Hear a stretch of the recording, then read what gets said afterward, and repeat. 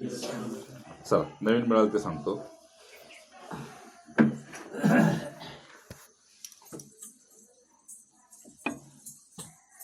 व्यापारी जो व्यक्ती असतो,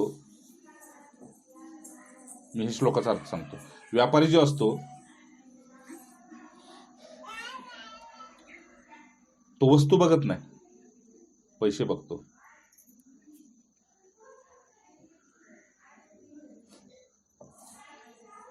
म्हणून तर म्हणले कोळसा असो लाकूड असो, ह्याचा सुद्धा व्यापारी करणारा मनुष्य त्याच्यातून रुपयाच काढतो, पैसेच काढतो. म्हणजे व्यापार कुठलाही असो, साऱ्यांना सांगायचे कुठल्याही प्रकारचा व्यापार असो, पण तो व्यापारी त्या व्यापाराकडे लक्ष न देता पैशाकडे लक्ष बस पैशाकडे लक्ष देतो. कुठलाही व्यापार असो, सार एवढा की त्यातून मिळवायचे पैसा, नाही का. अगदी स्वतःच्या देहाच्या विक्रीपासून ते वस्तू पदार्थाच्या विक्रीपर्यंत मनुष्य पैसाच कमवतो. तर मग ते माझं एवढंच म्हणणं आहे का की तुम्ही सुद्धा कुठलंही साधन करा, पण त्याच्यातून तुम्ही फक्त घोळून पुन्हा ईश्वरच काढा. ठीक आहे ना. काढायचं तर त्यातून ईश्वरच बाहेर काढा, बाकी काय काढणं. संशय, शंका, तर्क काही याला स्थान देऊ नका. मग यातून तुम्हाला निघाल तर ईश्वरच. पुढं काय सांगते ते का, समाज सर्वेषु भूतेषु तिष्ठन्त परमेश्वरम या पश्यती स पश्यती. पण कुठे विनश्यत्व विनिश्यत्व. किती सुंदर बघा. अरे जे नष्ट होतंय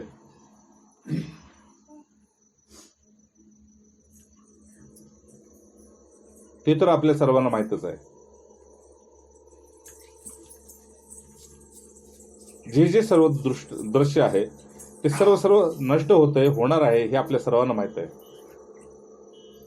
पण त्याच्यातल्या परमेश्वराचा नाश आहे का? आपण म्हणतोय की त्याच्यातून तो निघून गेला, म्हणजेच परमेश्वर मरत नाही हे तुम्हाला माहित आहे म्हटले. म्हणजे जीव मरतोय आणि शिव मरत नाही हे सगळ्याला माहित आहे. आणि मग शेवटी आपल्या लक्षात असं येतं की ज्यांच्यातून जे निघून जाते ते सम आहे. म्हणजे निघून जात आहे ते जात, कुळ, गोत्र, धर्म आणि वर्ण, आश्रम हे काही बघत नाही. जे निघून जात आहे ते सगळ्यांच्या समान आहे. ते स्त्रीलिंगी नाही, पुल्लिंगी नाही, नपुसकलिंगी नाही, ते पशु नाही, प्राणी नाही, ते फक्त आत्मतत्व आहे. मी याचा विस्तार करून सांगतो तुम्हाला. असं जर आहे तर मग जे नाशरहित आहे आणि जे समरूप आहे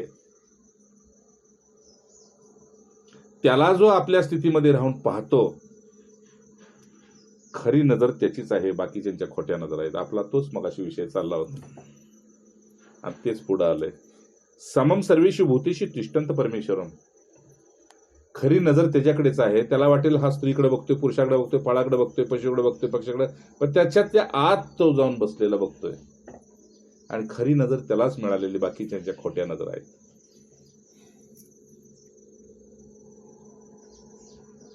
तर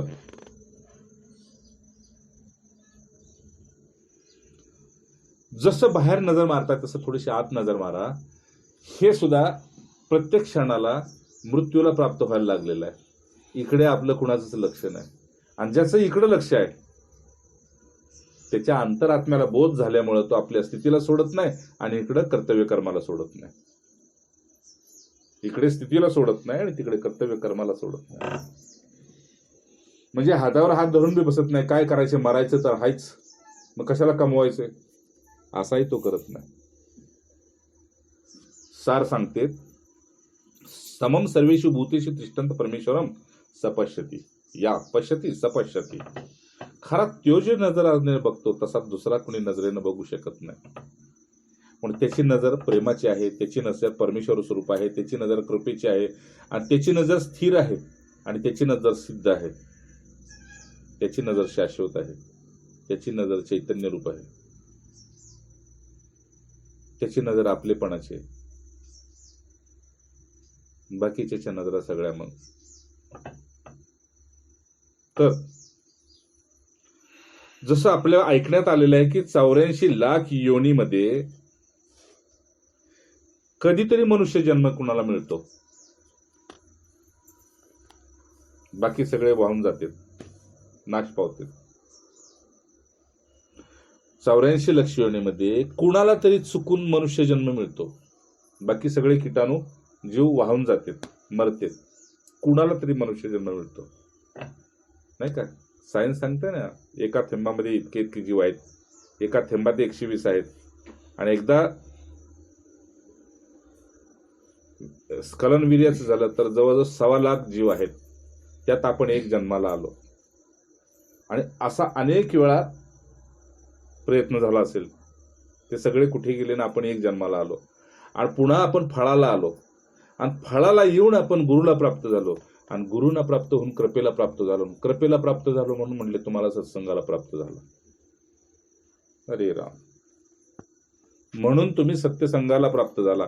तुम्हाला देह तुमचा बाह्य माईक संग करत असेल, पण अंतरात्मा तुमचा शाश्वत संग करतोय, म्हणजे तुम्ही स्वतः शाश्वत संघाचे गोडीत आहात.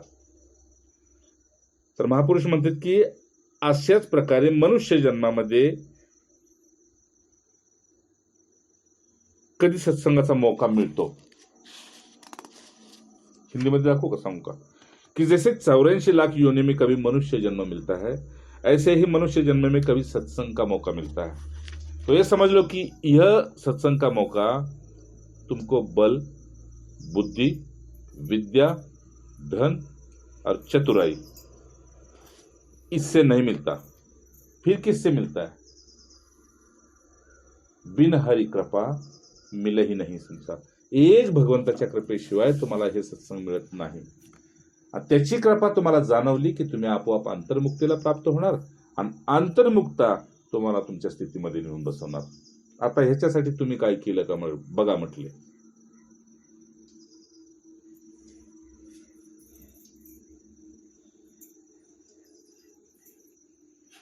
आता माझा अनुभव काय आहे ते सांगतेत म्हणते. माझा अनुभव असा आहे म्हटले की जेव्हा मौका मिळतो त्यावेळी त्याचं महत्व समजत नाही, आणि मौका निघून जातो तेव्हा मागे रडण्याशिवाय हाती काही येत नाही. त्यांच्या भाषेचा विस्तार मी माझ्या भाषेत करतोय कि जब मौका मिलता है तब उसका महत्व नहीं समझते, पर पीछे रोते हैं.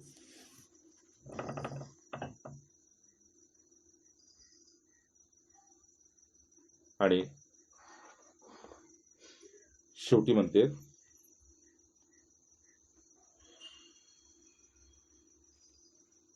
जैशी ज्याकी भावना तैसा ही फल होय. शेवटी हा संसार तुमच्या भावनेचा खेळ आहे. भावना सात्विक असेल तर देवताकडे जाल, भावना रजोगुणी असेल संसाराकडे जाल, भावना तमोगुणी असेल तर दैत्यरूप व्हाल, आणि भावना तुमची तिन्हीच्या पलीकडे असेल तर गुरु स्वरूपाच्या गुरुचरणी राहाल. खेळ हा तुमचा भावनेचा आहे. म्हणून लक्षात ठेवा, तुम्हाला हे लक्ष्य प्राप्ती करत असताना जर तुम्हाला कोणी दुःख दिलं तर सहन करा किंवा क्षमा करा. पण तुम्ही जर कोणाला दुःख देत असाल तर असं समजा या वाटेवर जात असताना की हे दुःख साक्षात आपण भगवंताला देतोय, कारण त्याच्यात तो विराजमान आहे.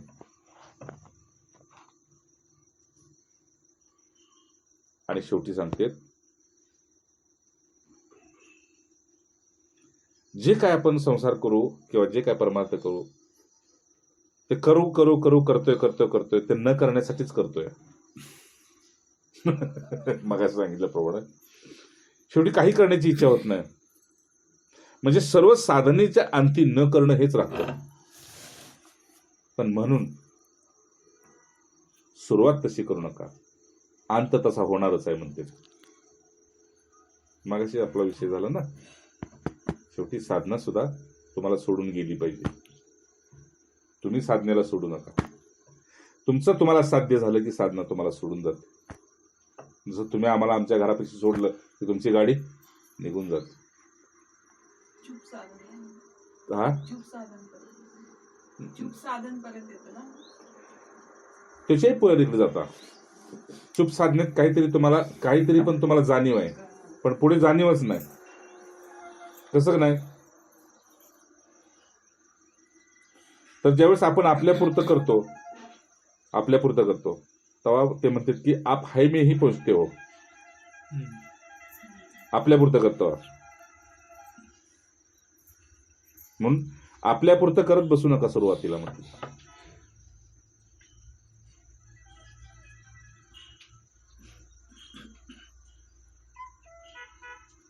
मग काय सार? तर सार म्हणतात की जे काही संसारिक तुम्हाला आहे दिसतंय हे करा, पण ह्याच्यातून सुख घेऊ नका. मग करायचं कशासाठी? असा पुन्हा संसारिक जीवाला साधा प्रश्न पडतो. मग करायचं कशासाठी? नाही, अनुभवासाठी. यात सुख नाही हे अनुभवण्यासाठी. ह्याच्यात सुख घ्यायला गेला की तुम्ही अडकला. मग ते देहिक सुख असो किंवा दृश्यमय सुख असो, यात सुख घ्यायला गेला की अडकला. सुख घेऊ नको फक्त बस. पण हे आपल्यालाच पचणार आहे. ज्यांना गुरु नाहीत त्यांना नाही पचू शकत हे, की त्यांनी ते अनुभवलंय.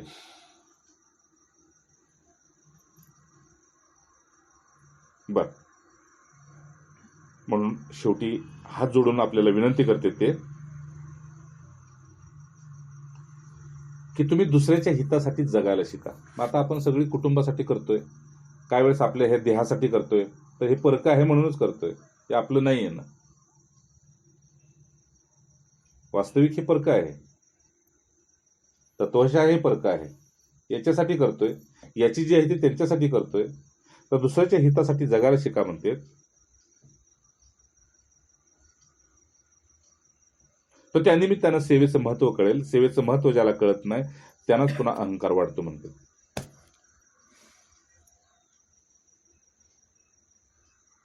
बर, मग काय? तर म्हणतात बाबांनो, कुठेही तुम्ही राहा, सेवा करणं म्हणजे कर्ज उतारणं आहे, नाही का? आता ही काल 4 दिवसापासून आपल्या मागे लागलेत नवरा बायको पोरं बाळ की या की राहा की या की राहा की. अरे पण कशासाठी? आलो, क्षणिक भेटलो, चाललो बस आपलं. का बहता पाणी रमता जोगी? खऱ्या अर्थानं एक रात जरी कुठं काढायचं तर जेलमध्ये काढल्यासारखं साधूला वाटलं पाहिजे.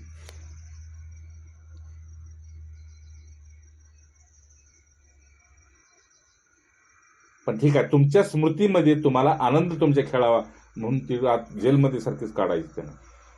का? खऱ्या साधूनं कुठल्याही संसारी माणसांच्या उंबऱ्याला मोह धरू नये, उंबरट्याचा मोह धरू नये. तिथं तुमचा, आणि खास करून जिथं तुमची जास्ती उठाठेव होते तिथला तर चुकून मोह धरू नये खऱ्या साधूने.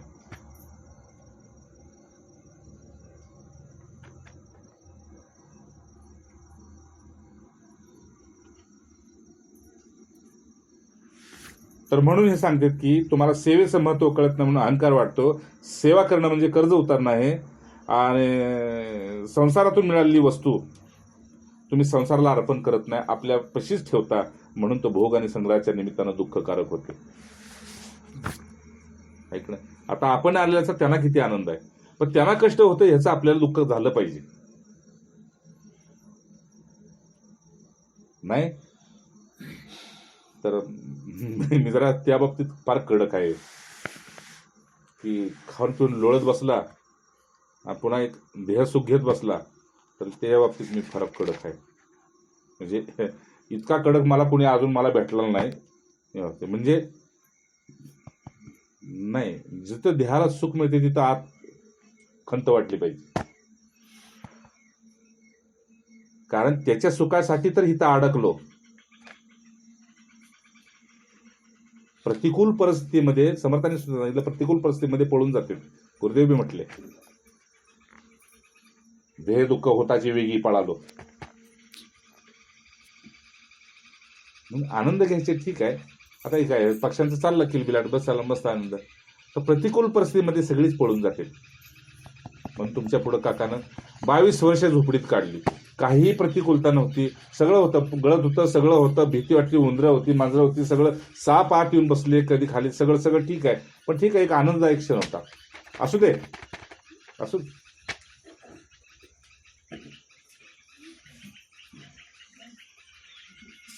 या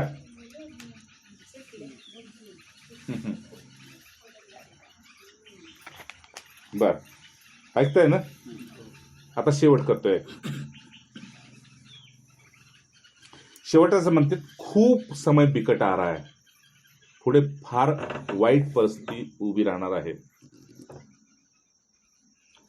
आणि तुम्ही कुठल्याही क्षेत्रामध्ये जावा, पुन्हा तुम्हाला पाखंड फार मिळेल. आता बघतोयच आपण, कुठेही पाऊल टाका पाखंड.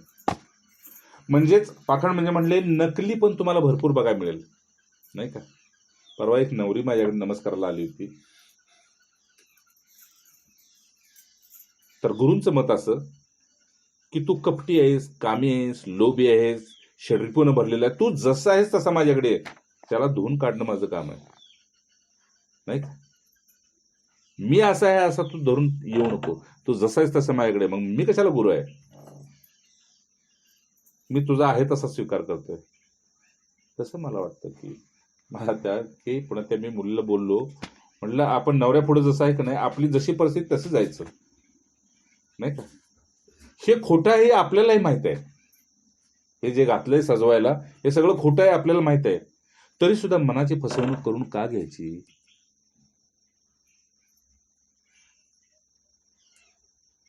यानं काय मिळणार आहे? क्षणिक सुख ना. मग यातून बाहेर पडणं, काचेच्या 4 बांगड्या कुंकू मारलं, हे बस आहे ते नाही. म्हणून हे म्हणतात की नकलीपणा बहुत आ गया है. मेरी विनती यही है कि तुम सावधान हो जाओ बेटा. माझं एवढंच सांगणं आहे, तुम्ही सावध राहा बाळांनो. आणि शेवट, असू द्या काय तुमच्याकडून आतापर्यंत बिघडलं असेल ना, बिघडू द्यात. मी त्याचा अर्थ सांगतोय कवितावली मधला. तुमच्याकडून काय बिघडलं असेल ना तर बिघडू द्यात. पण जे आता राहिलेलं आहे तुमच्या हातात, जे गेलंय ते सरणीकडं, जे उरलंय ते बी सरणीकडं. जे तुमच्या हातात उरलंय ते तुमचं आहे, ते तुम्ही गमावू नका. मग होईल काय? होई राम का नाम जपू, तुलसी तजकू समाजू. तुमचं एवढंच काम आहे, रामाचं होऊनच रामापाशी जा. आणि तुलसी स्वतःला बोध देते, तुलसी इतर वेळी तुला समाजात फिरायचे, म्हणून कुसमाज,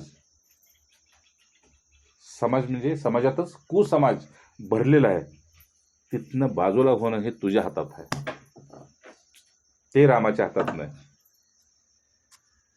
तुला रामनामात बसून तल्लीन करणं हे रामाच्या हातात आहे, पण कुसमाजापासून स्वतःला वाचवणं हे तुझ्या हातात आहे. म्हणजे बिघडलं ते बिघडू दे, उरलेलं तुझ्या हातात आहे, तेवढं धर. जय जय राम राम राम. नारायण.